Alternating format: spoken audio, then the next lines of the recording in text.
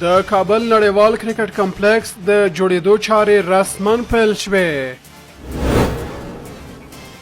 د افغانستان غوره لیګ دوهم پړاو ته ستر ګام. په زړه پورې راته ګجرات ټایټنز د جدول سر ته وخته او بنګله پاکستان ته تاریخي شرمونکې ماته ورکړه.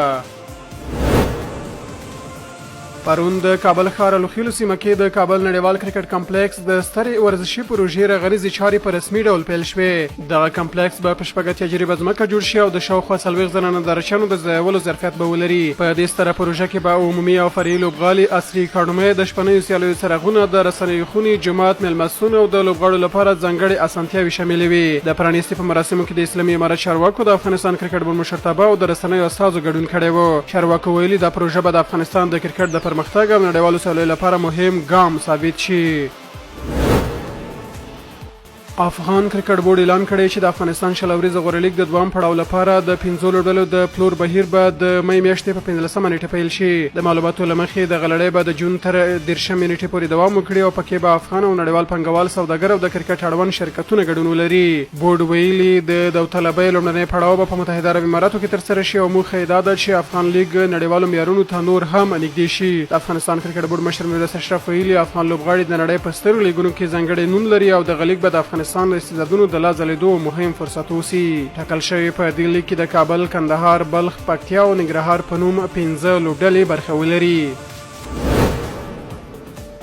د هند غوره لیګ په مهمه شپږ 50مه سیالۍ کې ګجرات ټایټنز سنرایز ته په ستر توپیر سره ماته ورکړه او د جدول لومړی مقام ته وخته. ګجرات لومړی توپوهنه وکړه او د سایسو درسن د 1 واشنګټن سوندر د چټکو 500 منډو پر مټ 130 منډې جوړې کړې. خو حیدرآباد د هدف په تعقیب کې له پیل سخت فشار واخیسته او ټولو لوبډلې یوازې په شپږ اتیا منډو وسوځېده. ګیوسر باډ او جیسن هولر د ګجرات لپاره خطرناک بالینګ ترسره کړ او دواړو درې لوبغاړي وسوځول. ګجرات ټایټنز دا سیالي د 2 اتیا منډو په لوی توپیر سره وګټله چې د روان پړاو تر ټولو ستره بریا بلل کیږي.